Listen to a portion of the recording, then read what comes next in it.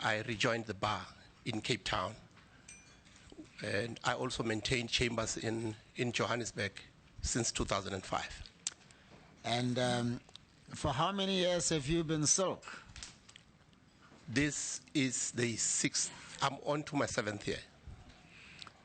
And do you attract the quality of work that you are happy with, or are there still some concerns?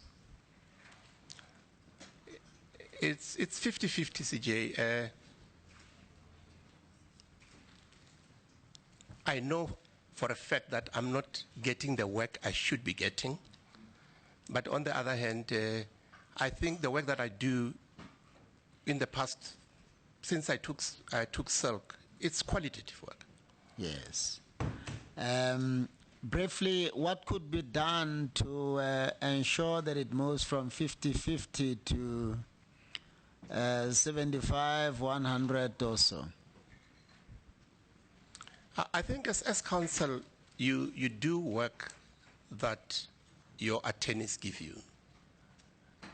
What could be done to have attorneys give you work that befits senior counsel at all times or most of the time?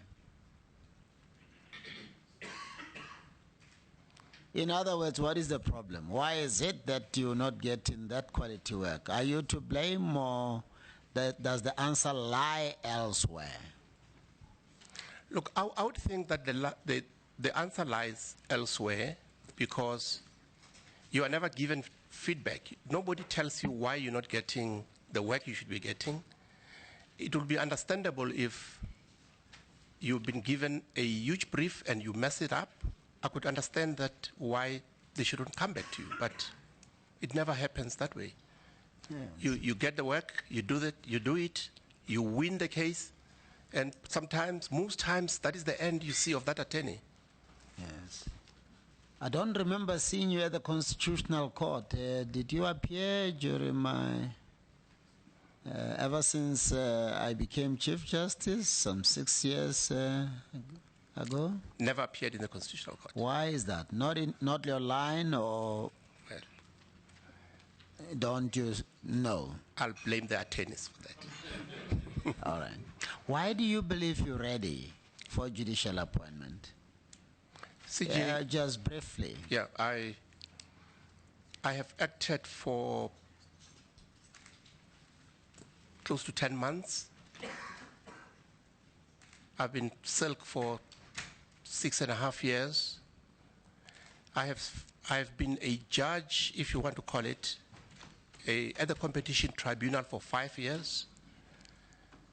And I think I'm ready, CJ.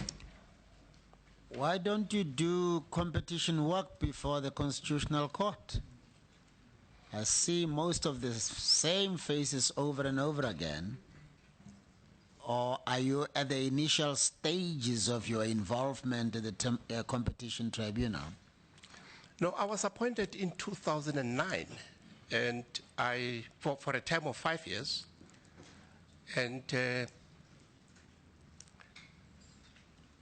I thought that by not getting competition law work, I was in some sort of a cooling off period. But this now is the 3rd year, and I haven't had any type of work. And I would think that maybe it's because there isn't enough of that type of work.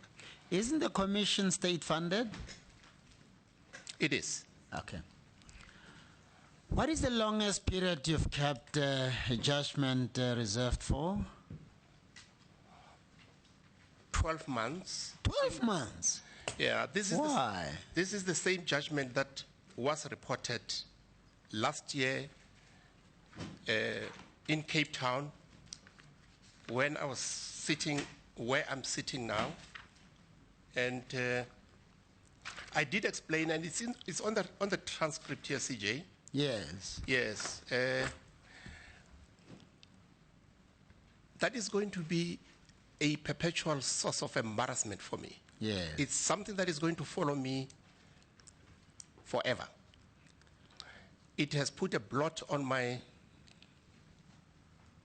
otherwise commendable record of judgment writing. and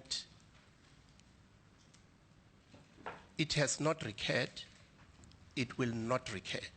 If you look at what the other judgments I've written post that, they're all within 40 days. So you would say you've redeemed yourself? I hope I've redeemed myself. I've learned my lesson. It's really, really embarrassing because there is no explanation one can give other than just pleading mitigation. There is no justification for that. Yes. Thank you. JP? Thank you very much, Chief Justice. Mushabi. Should I say Mushabi or Professor SC? I think Judge would top on it.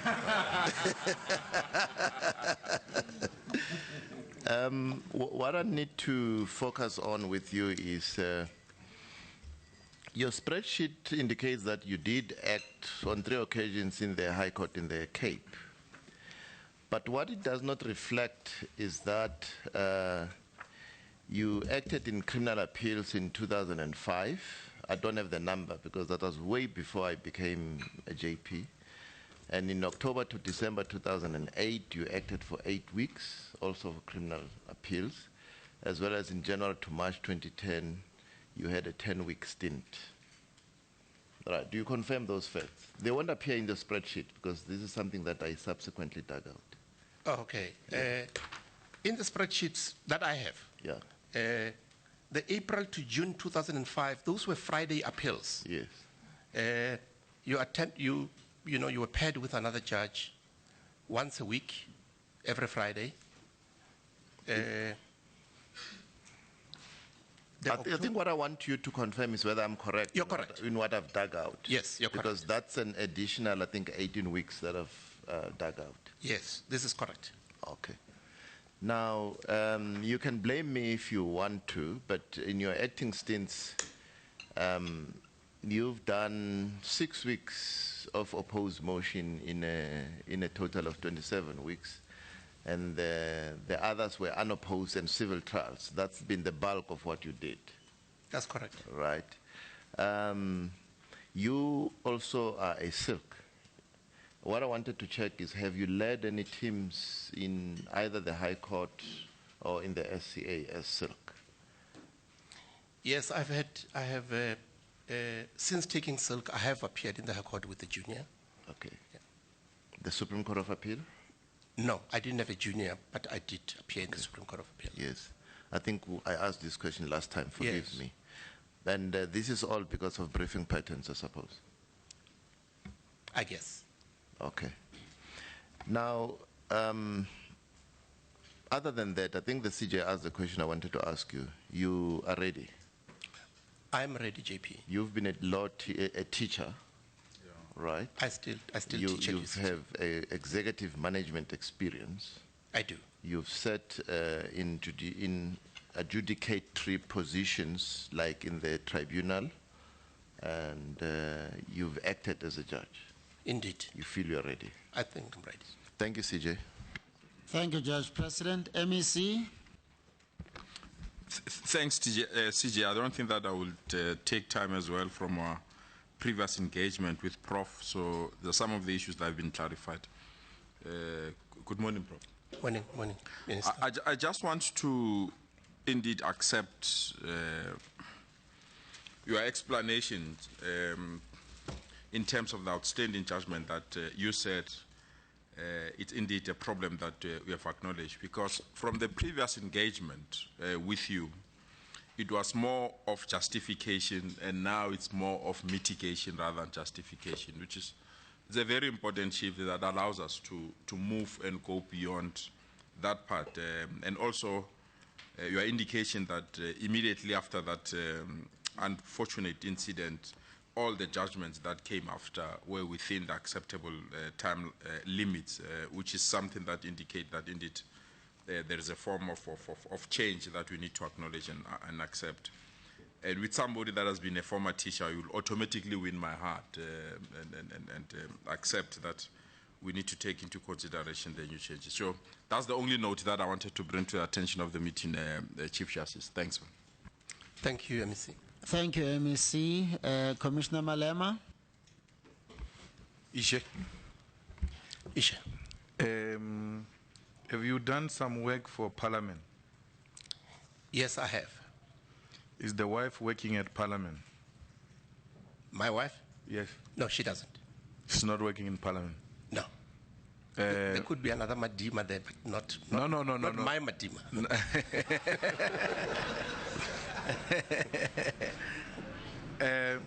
What happened with the Holtzman TC? Because it looks like they say you sat on it for quite some time until you were ready to come here.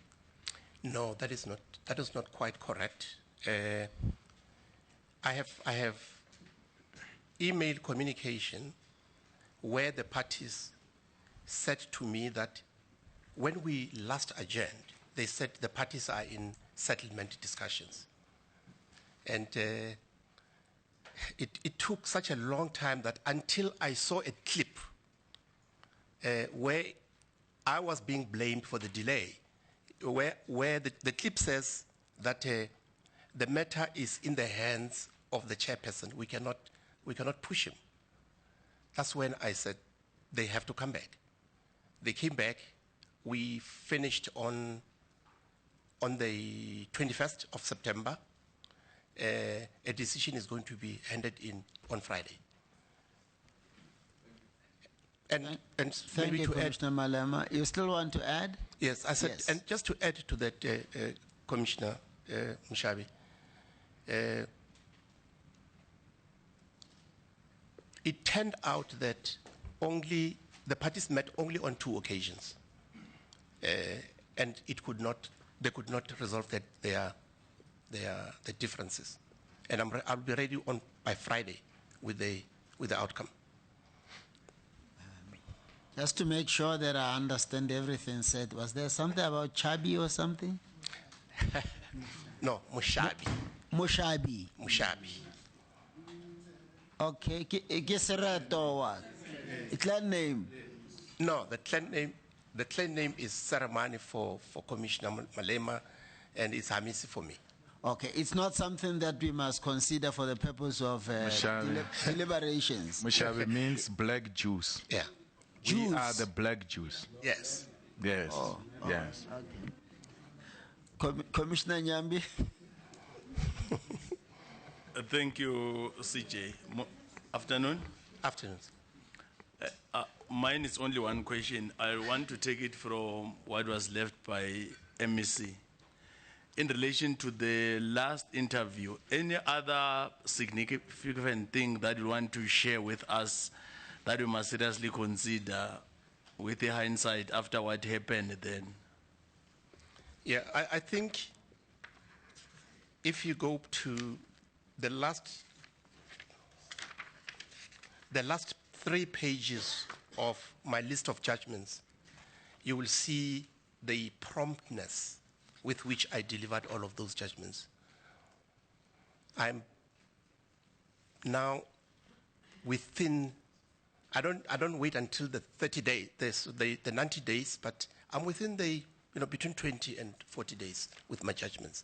I've learned the hard way from the Mitsomere judgment. Is that the only issue? Regarding yes, it is the only issue that I can think of at this stage. Maybe I've gone back to act again in the last term.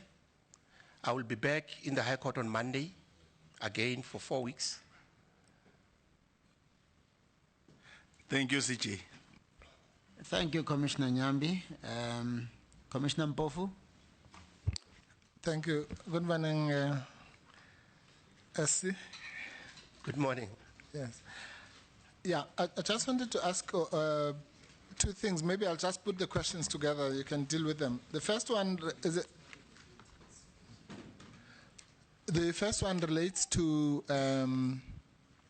something that the CJ touched on with you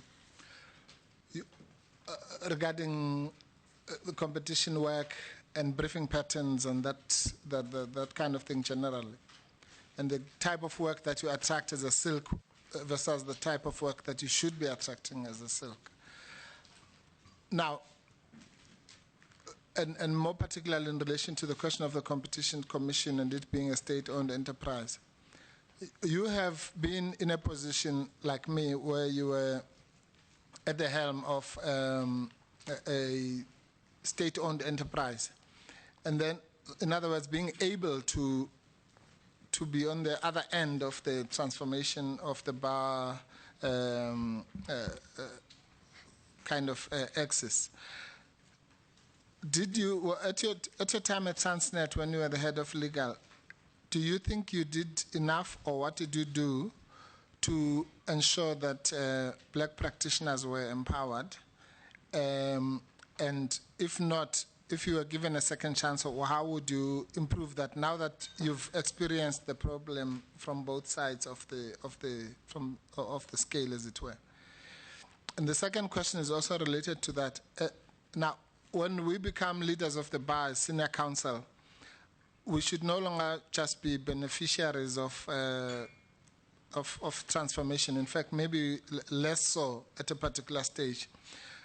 But we now attract a responsibility ourselves to develop black juniors, particularly black female juniors.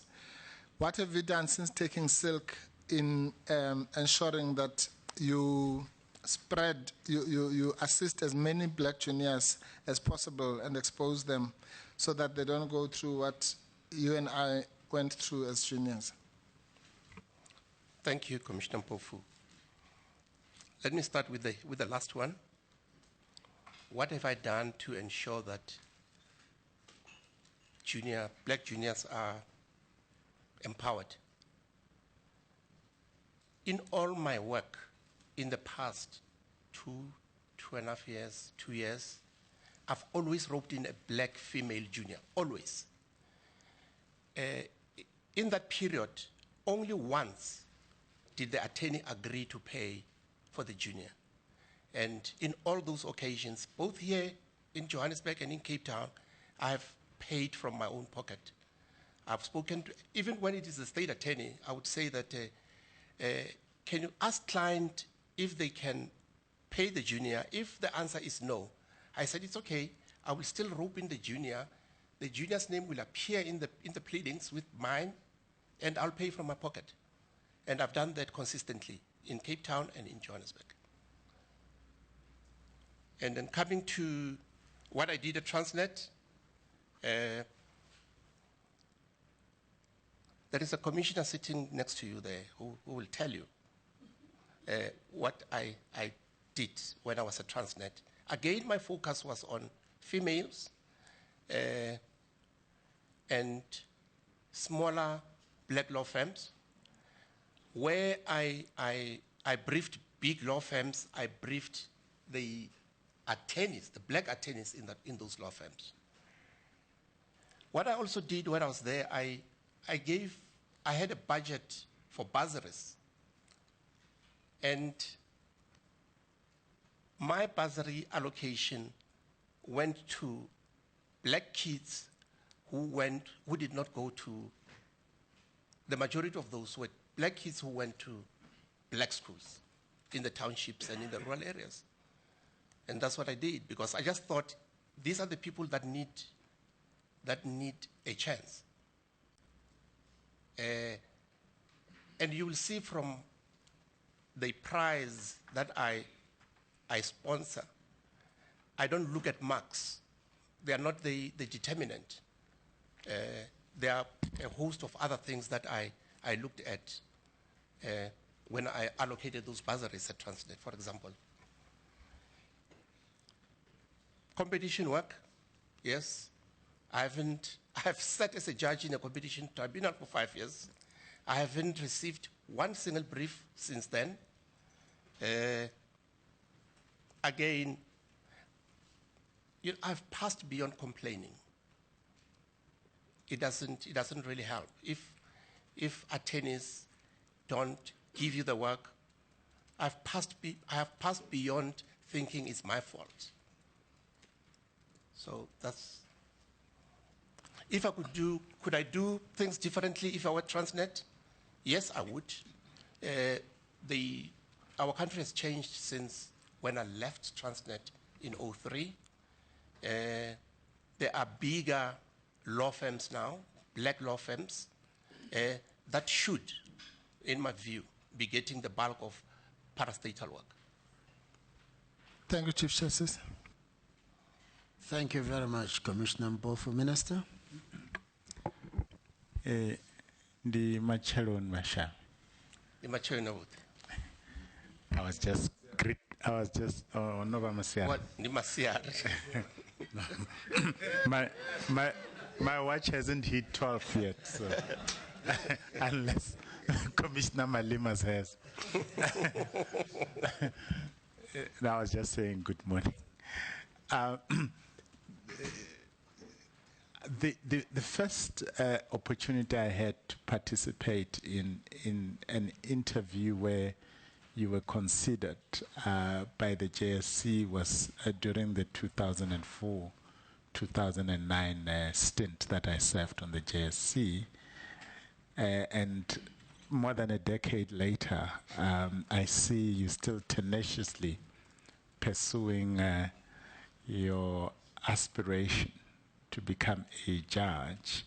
How many times so far, by the way, if you could remind me, have you appeared before the JSC? This is the third time. This is the third time. Hopefully third time lucky. And I must say that already at that time, you were an established academic and an experienced lawyer in your own right. What has it taken for you not to be discouraged and to continue to knock at this door of judgeship so many years on, despite receiving a disappointing, return? Thank you, Minister.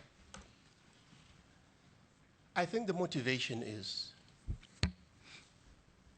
there is nothing beyond silk for a practitioner. There is nothing beyond silk. or beyond silk. Yeah. Okay.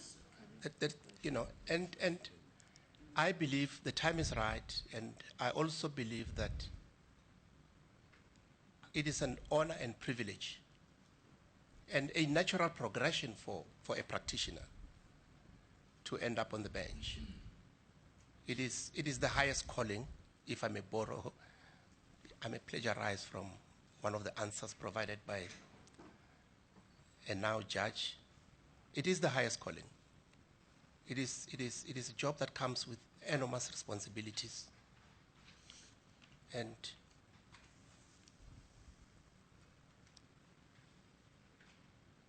I have not wavered at all from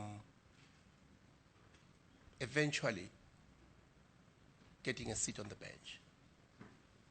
If I'm not recommended this year, I'll be back next year, if shortlisted. The last question I want to ask you is that, rightly or wrongly, there has been perceptions out there that the JSC over the past 2 decades have not done enough to prevent mediocrity creeping in to the system, to the judicial system in South Africa, whether it's manifested in judgments that are not handed down timelessly because of various factors, etc. Do you think that your appointment,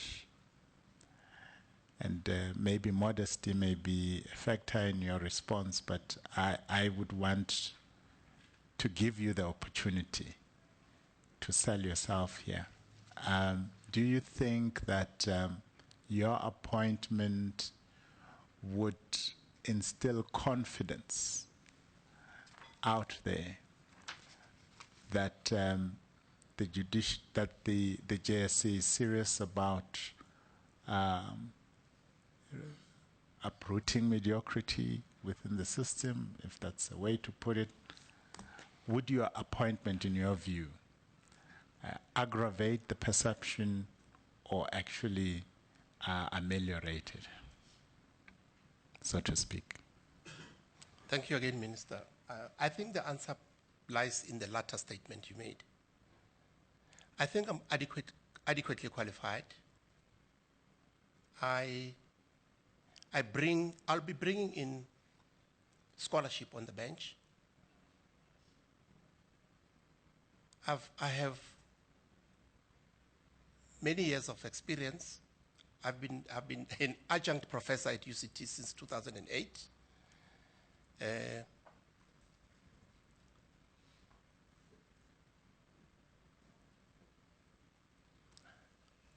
I think that my appointment will instill confidence in the judiciary, in the sense that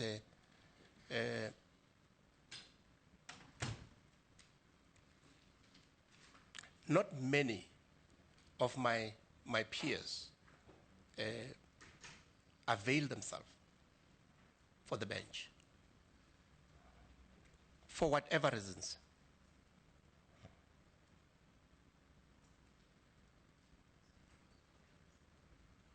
Are you done, Minister? No, that was my last question. Thank you, Chief Thank Justice. you so much, Minister. Commissioner Ngozi Thomas. Thank you, Chief Justice. Good morning. Morning. Mr. Morning, Madima. Commissioner. Have you had an opportunity to go through the comments sent to the Commission by the GCB? Yes, I have. I get signals that they can't hear you at the back. Maybe if you could just pull the mic closer to you. I will do so, Chief Justice. Thanks, Chief Justice. Do you perhaps have that before you? I do. They recommend your appointment, but then they mention certain judgments on page 4 of that report, in respect of which I thought you should be given an opportunity to explain what is being said there. But let me ask you this first. This Chilwani versus Chilwani, when was it handed down?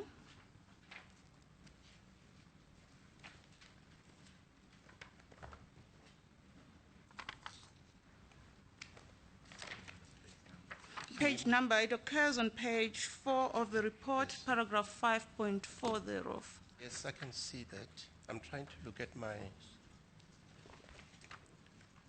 list. Yeah,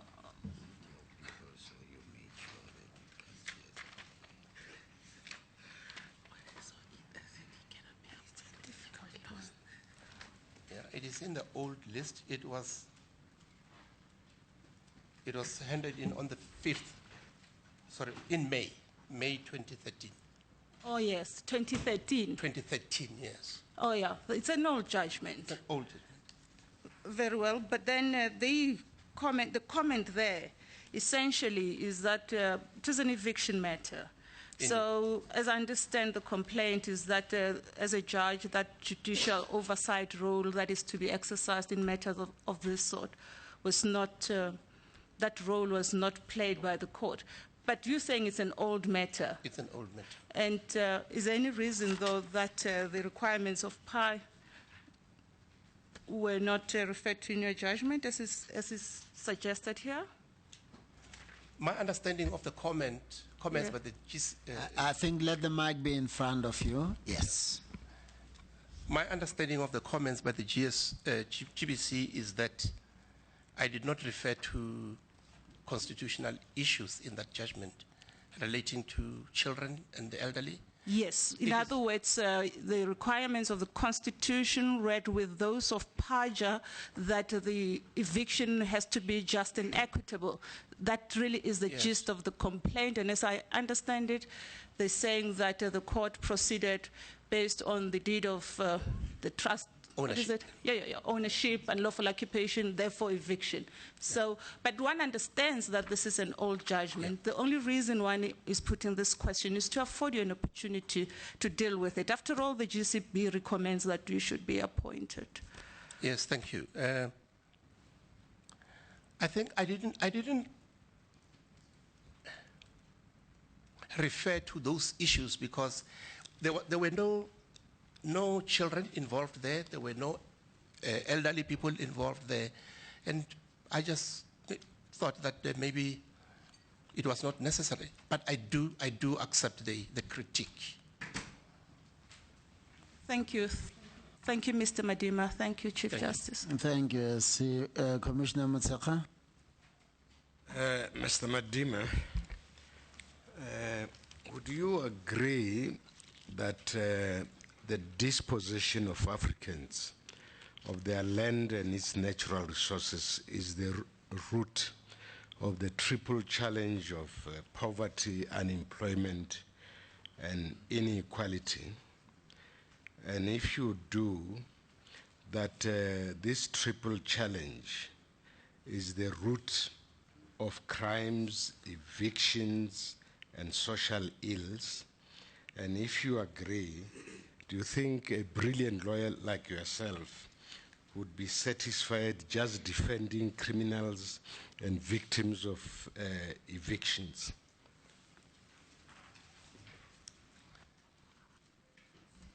The short answer is it's yes to the questions that you posed. Yes, the dispossession of land is to blame for the ills in our society. Regarding the defense of criminals,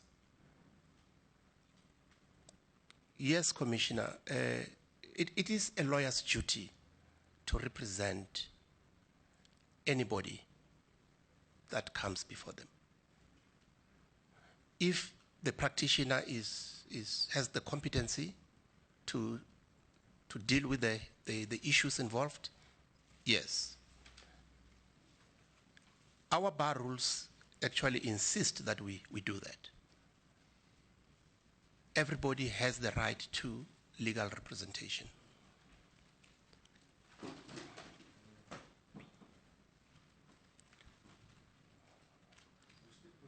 No, I'm done. CJ, I wanted to know whether you are aware that more than 60% of land claimants in Limpopo, if my statistics are correct, are undefended. Is there any reason why you are not dealing with any land claims matters? If so, what could be the barrier?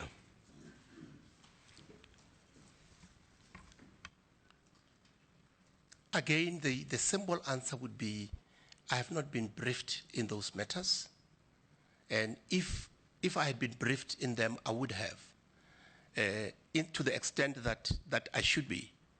However, I did represent the Madima Royal House in the land claims court in Randburg on only one occasion, and we did get a positive result. The mic is off, Doc. Lastly, do you know that in the Vembe area known as Venda, there are several communities that are actually in exile because they've been evicted from their land and they have no access to legal defense. Is there any reason why you couldn't do some pro bono work in that area to try and help if you are a public spirited lawyer? Yes, indeed, Commissioner. I would take a case like that on a pro bono basis. I have done pro bono work across the spectrum.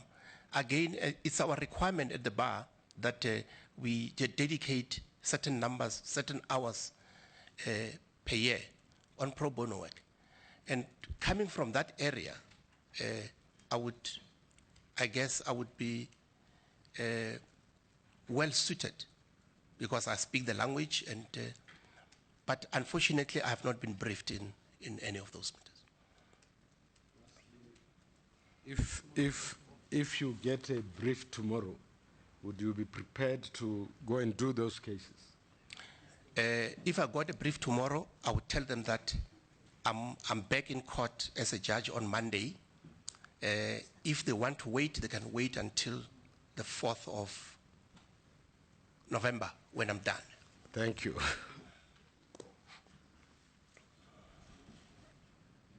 Judge President Hlophe.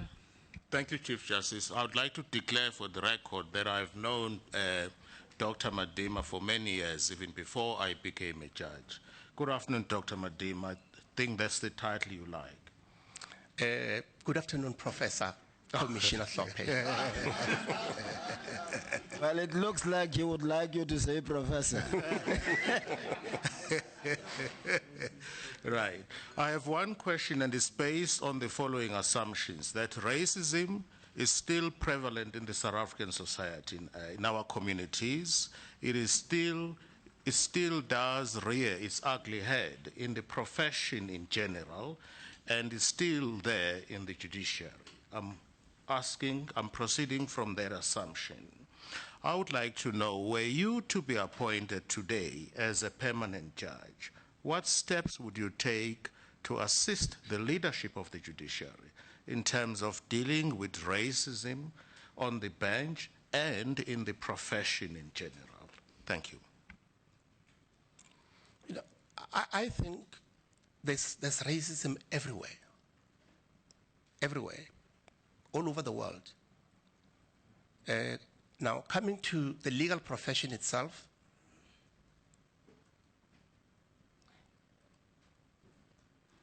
it is easy to say black practitioners don't get briefs from the big white law firms because of racism. It could be true, because there is no explanation for it. There is no explanation why most black practitioners do not get work from the white firms. Now, how can that be addressed? I'm still talking at the law practice level. How can that be addressed?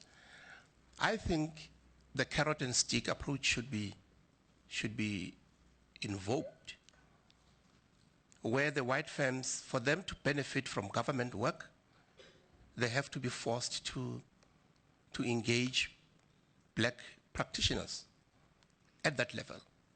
Now, on the bench, CJ,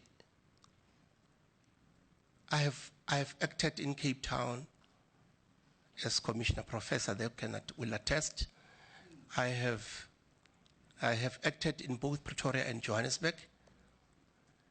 I cannot say that I have seen my white colleagues being openly racist. I cannot say that. It would not be fair on them for me to sit here and say, yes, there is racism in Pretoria.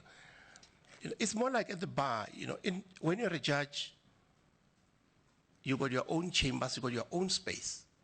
You go in there, you do your work, you leave. Look, at a conceptual level, yes, there is racism, but I've not experienced it as an acting judge. Yes, there are people who have been rude in court, and I have quickly put them in their place. But I would attribute that to rudeness more than to racism.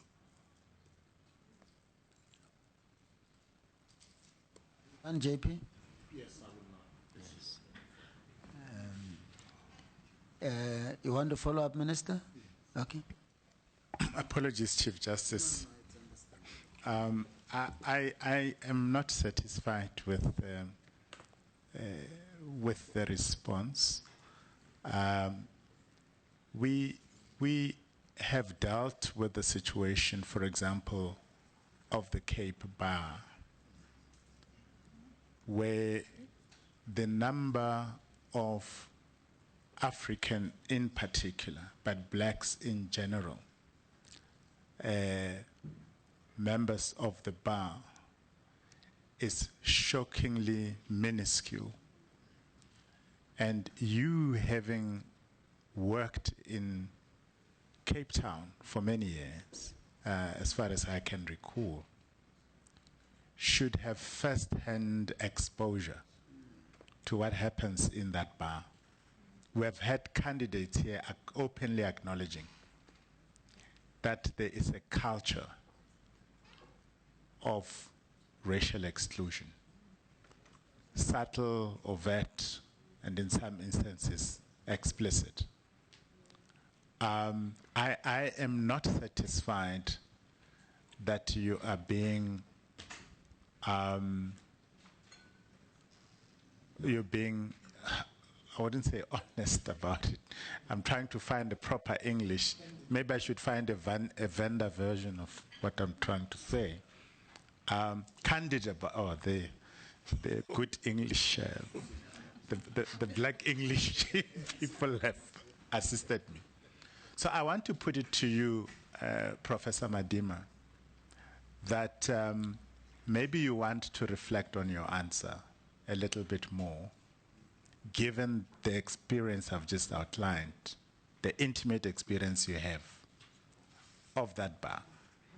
The bench may have transformed because we dictate from here how the bench is constituted or reconstituted. But I want to confine you to the bar. Given the numbers there, I am not convinced that with the number of universities that are in the Western Cape, that are churning out black graduates in law, including your own contribution, that at this day and age we could have such a minuscule representation of blacks and Africans in particular on the bench. Can you comment on that? Yes, Minister. I did say that there is racism everywhere. That is what I started with. I said, it's everywhere. No, I still don't want you to start there. I want you to start at the Cape Bar and confine yourself there. Right. In Cape Town, probably between 15 and 20% of the advocates there are black. Now, what could attribute to such small numbers is the number of applicants, people who apply to, who want to come and do pupillage. And I can say this now that in the past 5 years, the majority of pupils at the Cape Bar are black, generically, you know, Indians, colored, and Africans. Now, the reason there is no transformation there is the attrition rate. Again, it goes back to the briefing patterns. Junior counsel don't have the work.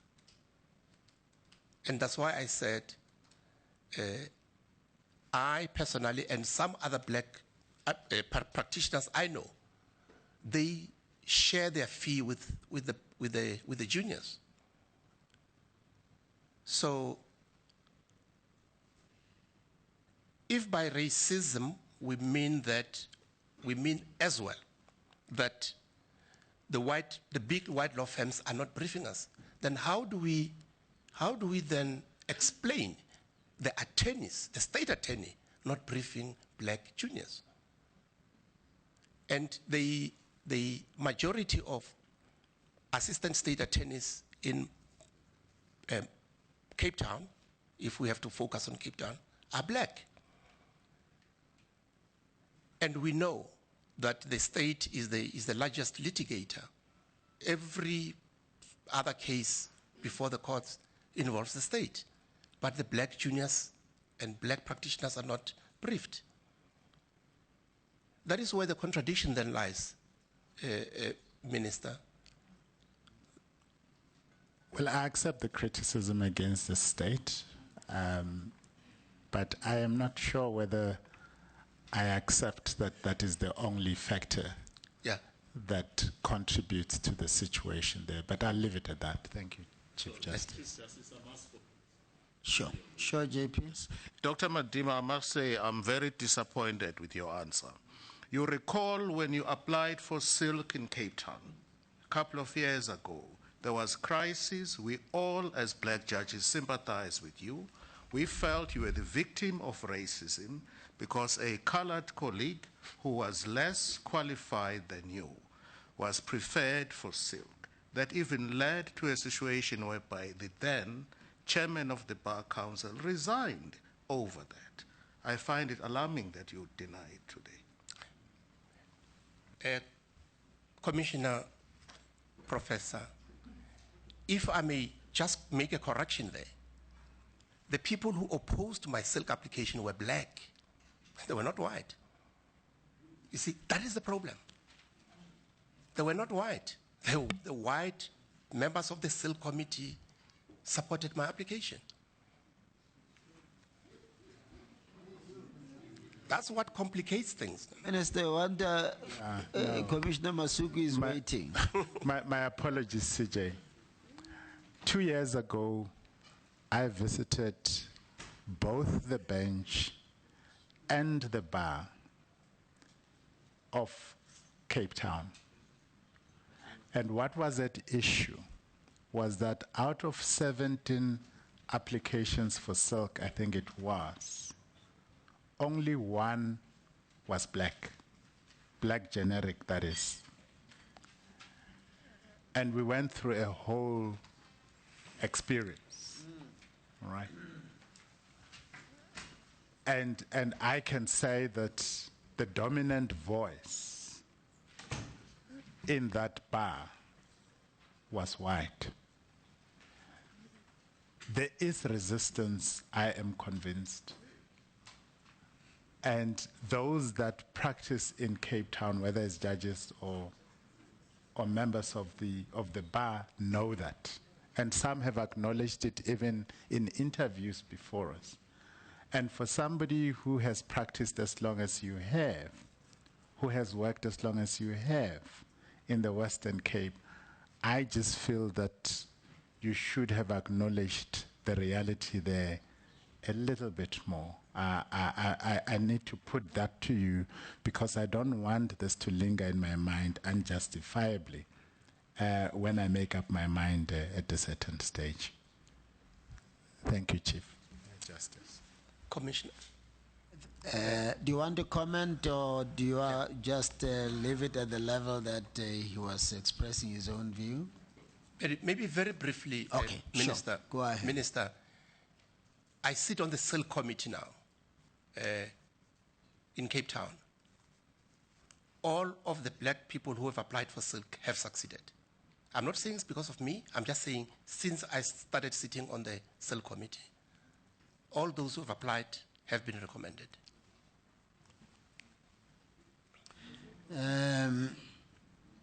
Commissioner Masuku?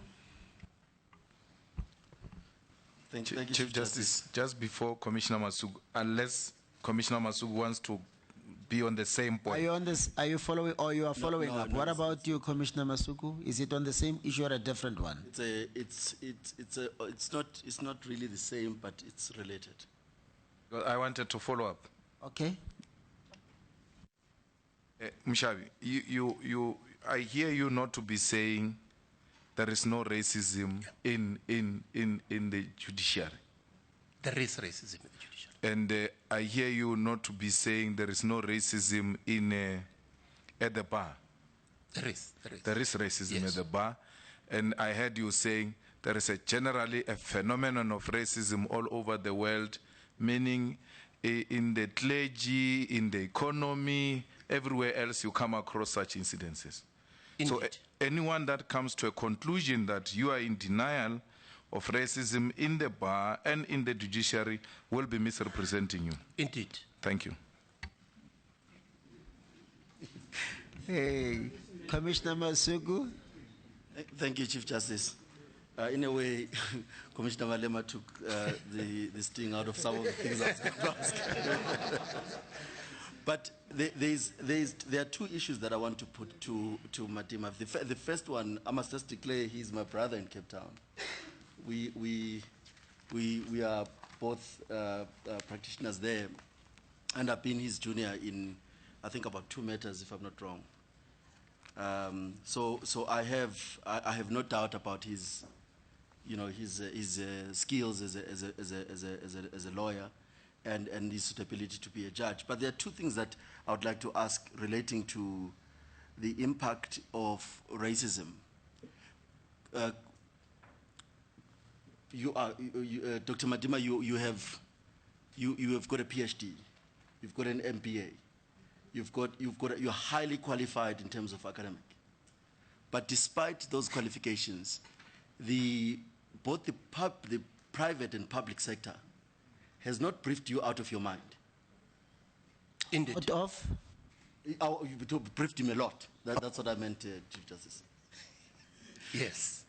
Now, that's a very serious concern, because with the qualifications you have, I'm just wondering what your thoughts would be for junior practitioners who are coming in, black junior practitioners who are coming into the system, whether the effect of racism is not really to undermine the ability of this country to transform institutions that are so important for the proper governance, like the judiciary. Would it be of view that the effect of racism, both at the bars and in the bench, has this debilitating effect on how we are able to transform these institutions of strategic institutions like the judiciary? I agree.